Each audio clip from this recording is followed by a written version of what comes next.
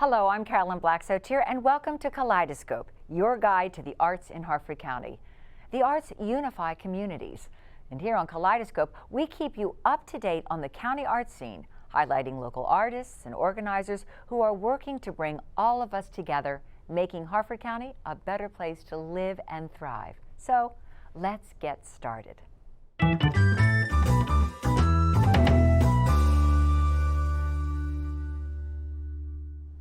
Arts for Learning Maryland, formerly known as Young Audiences of Maryland, transforms the lives and education of our youth through the arts by connecting educators, professional artists, and communities.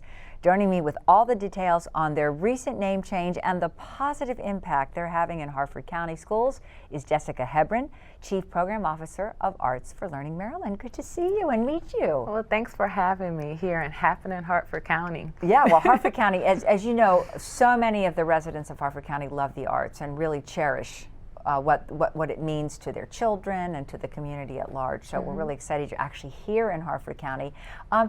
Now, I have known Young Audiences of Maryland for a long, long time. So this is a switch, this new name. Can you tell me why, what was the impetus behind the change? We are so excited for our new name. You know, 'tis the season for the season of change. Yes. And our Arts for Learning Maryland is our new name. And originally we were called Young Audiences of Maryland, and we had that name for 70 years, so over 70 years. So I do think it was time for us to have a change. But the reason that we changed our name was because we wanted to make sure that it encompassed all the new programs that we were doing. So a lot of people know about us from doing assemblies and workshops, and we do more than that. And so we had 70 plus years of doing those types of programs, but we also do so much more. And we want to make sure that people understood that not only do we have performances, but we have assemblies, workshops, residencies, professional developments for teachers, and all of these things are centered around arts integration and embedded arts integration inside the classroom. Right. So now when you hear Young Audiences, it's not just about our Arts for Learning. It's not just about what we do in the past, but also where we're going, which is lots of embedded professional developments and arts integrated experiences that are customized and that reach our babies in early learning all the way to our children and our students in high school and our teachers as well.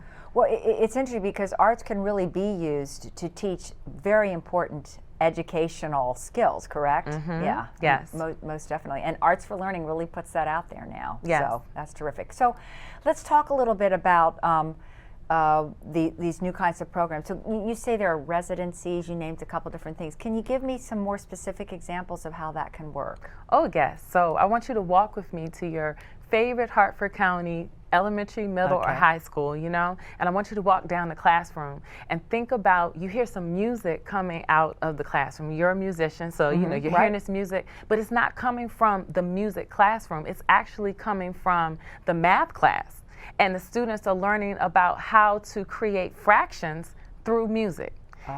And then you go down to another class, and maybe it's the English classroom or a storytelling classroom. And instead of just seeing students reading about a story or learning about history, they're actually painting and illustrating the stories. So you really reach all the students' senses. You do it, yeah, right? Which is incredibly important. I know that there's a lot of visual art where then the students, you know, can make big murals or display their art like we're seeing there. Yeah, it's wonderful. Yes, and these murals and illustrations and even digital media that the students are really learning about and getting to work with our amazing roster artists. We have the best artists in the state of Maryland, just throughout the state of Maryland, that are really, really not just invested in their craft, but making sure that they can teach it to children in a way that children can learn it, connect to it, and not just connect to their own creativity, but also connect to the curriculum. Right. So another reason I think organization is so important is a lot of schools have had cutbacks in their arts programming, right? So you're there to help fill that void, that very important void. Yes, very solution-based, because see, we believe that the arts are not just like a something on the side or something that you just do for fun. We believe in arts integration and arts for learning. That's why we're called Arts for Learning, because we believe that it's infused, it's embedded, it's a part of everything that our children, we want them to experience. And so all of the experiences that we have, they connect to the curriculum, but they're really, really based on making sure that the arts are a part of everything that the children experience and that the teachers do too. And so that's one thing that we've been able to do that in Harford County. We actually started some of our arts integrated program, and we piloted it right here in Harford County. That's exciting. Well, I was going to ask you, because obviously you can bring in artists and everything, but you want to connect that also with the teachers who are right there at the school. So they're learning a lot too, right? Yes, our Arts for Learning Days are our embedded professional development that help the teachers to figure out, to pair with an artist, to co-teach lessons, to figure out how do we take this school or our classrooms and totally make it an arts integrated experience. And those programs are really exciting because the teachers and the artists are working together to create really, really exciting lessons for the students that really connect the curriculum to the arts. Yeah, I think it makes all that, a lot of the early learning, but even later learning things more fun and palatable for some students because you make it fun, you make it multi-sensory. I mean, it really makes a lot of sense in all levels. So I want to ask you now, with COVID, you can't ignore that. How difficult, or what are the challenges, or maybe you've been able to figure a way to bring in artists to the schools and to work with students? How does that work in these COVID times? Well, you know, one of the things that I was really excited to just really discover is that over the past 5 years, Arts for Learning Maryland has actually served over 35,000 students in Hartford County through over 450 performances and arts integrated workshops. So that's the first thing. That's just something to celebrate that, you know, the arts are alive and well in Hartford County. They are. But we actually have, and we're continuing to do this, programs can be booked right now that can be, you know, virtual programs or in person. So the pandemic has not stopped us. You can have really exciting and engaging virtual programs for all of the different things: assemblies, workshops, residencies, professional developments, or they can be in person depending on what the school allows. And the other good thing about it is that it doesn't matter. We even have asynchronous programming, like our Arts and Learning Kids TV show, that can be programs that come into the classroom that are aligned with the curriculum in the order that it goes, to really, really help to bring that learning and to bring the artists into the classroom in a way that meets the school standards or restrictions, depending on where we are. Yeah, you know? well, you all sound very busy. I'm sure the folks who are watching want to know more about this, want to say, look, I want them to come to my school or to my program. So how do they get in touch with you? Okay, so here's the thing that I love. We believe that we don't want there to be any barriers to keep children getting connected to the arts. So we have grants. We've got all kinds of grants: rural access grants, Maryland State Arts Council grants, and even the Hartford County Cultural Arts Board has grants that can bring these students and cover up to 50% or more of the cost of the programs. You can visit www.artsforlearningmd.org right there, and we put it up on the screen too. Well, Jessica Hebron, you sound like a very busy, very enthusiastic supporter of the arts, and all that Arts for Learning Maryland has been doing for the last 70 years is so, I'm so grateful for, as I know many folks are, and we wish you continued success. Thanks so much for being here. Thank you. Benny Russell is a renowned musician and recording artist. His long and successful career includes composing, arranging, and performing with music greats such as Harry Belafonte, Dan Aykroyd, Little Jimmy Scott, Lou Reed, Etta James, and more. We had front row seats at his evening of jazz performance this summer at the Liriodendron, so couldn't be there? Well, get ready to jam as we shine a light on Benny Russell.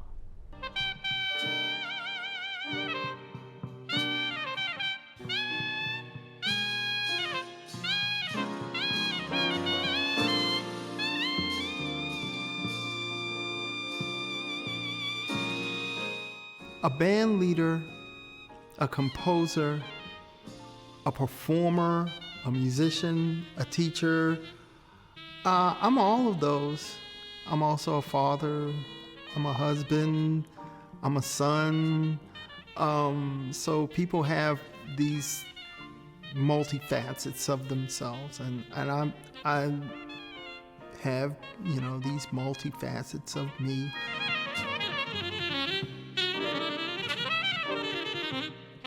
I would describe jazz as a party. And you're bringing cornbread, and you're bringing potatoes and gravy, and you're bringing biscuits, and you're bringing greens, and you're bringing stuff. And you sit there and you eat, and you have fun, and you make merry, and you laugh, and you cry, and you do all of those things. Jazz is like life.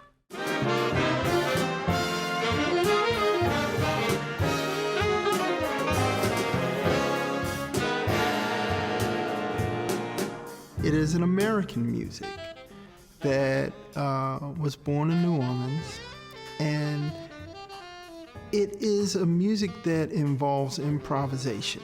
It was Southern slaves that played violin, guitar, piano, and whatever. They did read music, but people did not want to see black people reading music. So many times they had to improvise. They were forced to improvise, and it's like, sure, I'll improvise. So they improvised, and the music stayed.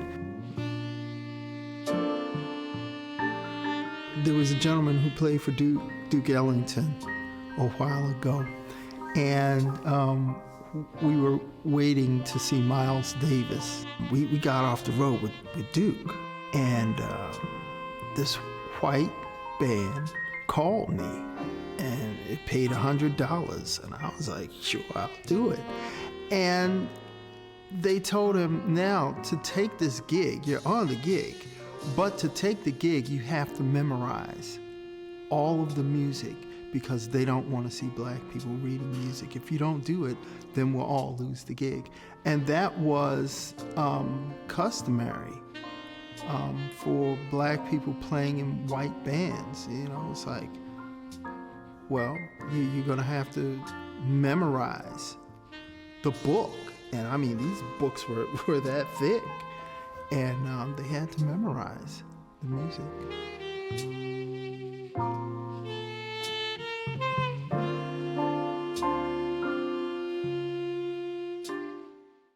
It's global. It's international.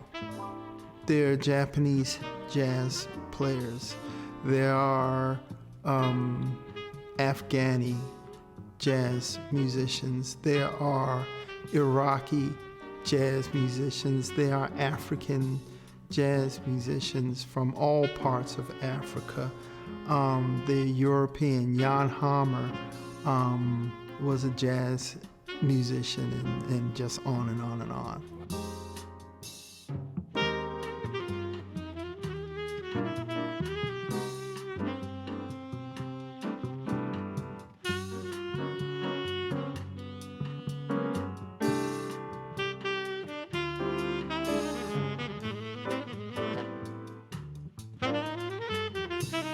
I am a saxophonist. I am a composer.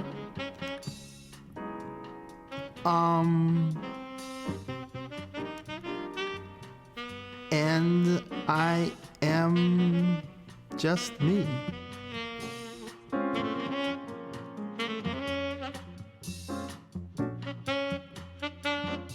Look for a special Shine a Light feature during every Kaleidoscope program. Now, when we return, Alan Fair and Ezra Berger from the Harmerstown Art Center will be here with information on this first-of-its-kind regional art facility coming to Havre de Grace.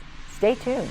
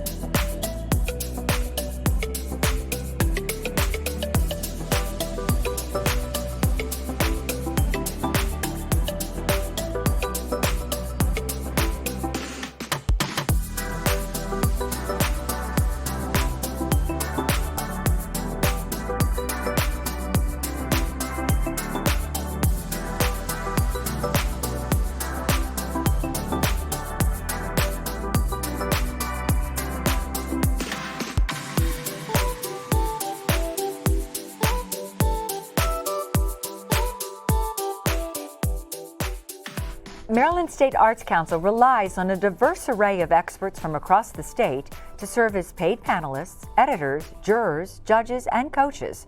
For current opportunities, visit marylandarts.smartsimple.com. Harmerstown Arts Center will bring together the arts, history, and community of Havre de Grace in a centralized location within the heart of the city's vibrant arts district. With me on the program to talk about this exciting project and how you can get involved are Alan Fair, president of Harmerstown Arts Center, and Ezra Berger, muralist. Welcome to you both. Thank you. Thank you. Well, I have had the benefit of talking to you both a little bit before coming on camera here, and I am so excited about this. I mean, the people in Havre de Grace are so lucky, Harford County, and I don't live in Havre de Grace, but I'm going to make sure that I get to the Harmerstown Arts Center in Havre de Grace. Tell me, first of all, how did you come up with the name of Harmerstown? Well, it kind of evolved. Started with Grow Alley, and then as things were going along, we decided that make the whole building, and which would be an art center. And as a board, we decided Harmerstown. And not Havre de Grace. Why Harmerstown? Because Havre de Grace was Harmerstown before Havre de Grace. Okay, and how did it get the name Harmer? Where does that come Well, there from? was a family that was given the land from England or whoever, and lived there with their family, and then sold part of it off, from what I understand, and eventually it was named Havre de Grace by Lafayette. Okay, so you're kind of you're the person driving this whole thing, but Ezra, I know that you've worked a lot with Alan on different projects, and it was your murals that kind of helped inspire this whole concept, am I right? Yeah. Alan wanted to obviously do something with the arts, but he wanted to have a historical theme that went through everything, and we just kind of went around and tried to tell our stories visually, and not try to sugarcoat things, or we wanted to talk about some things that maybe weren't in the history books as much. Right, and so they become great conversation pieces, right? You're in downtown Havre de Grace, and you see this mural, and it gets you talking. I mean, you've said you've been down there, and you'll hear people's remarks. Like there's a wonderful example of some of the murals right there. Right. So where's that located exactly now? That's off of Market Street, and the closest cross street is Bourbon, and this is Graw Alley. Alan has a future plan to turn this into a family park with gardens, tables, and chairs. It's lit beautifully at night, and it'll be a event space to listen to bands or hang out with your family, or yoga, whatever. Yeah, it's wonderful. I mean, what a great backdrop, because typically, you're just looking at what, cinder block walls or old, just nothing, right? Ugly walls. So that's just one of the projects. Now, is this part of Harmerstown Arts Center, or is this a separate project that you've done? Well, it was the first project before Harmerstown evolved.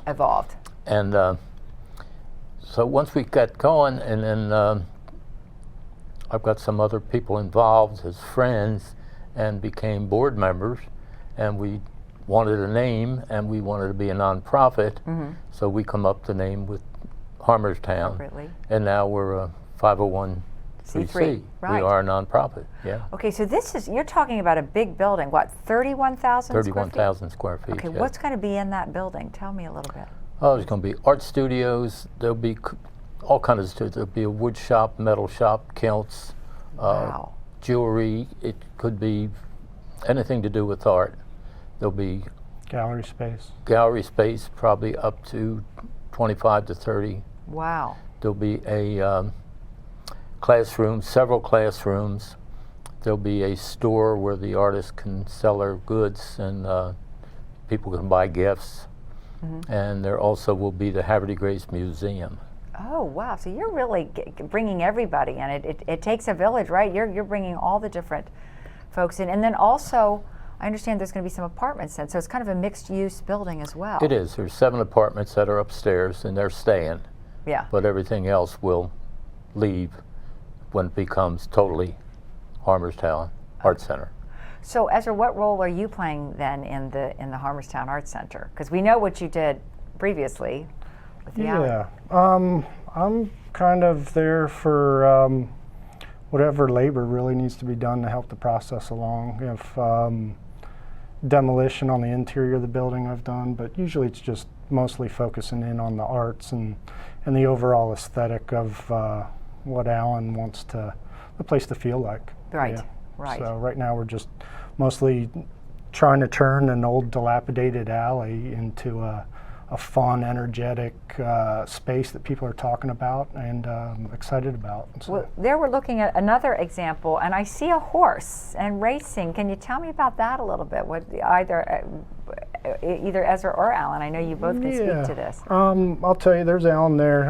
These processes just kind of are a collaboration between Alan and I. And as it was happening, I remember compositionally,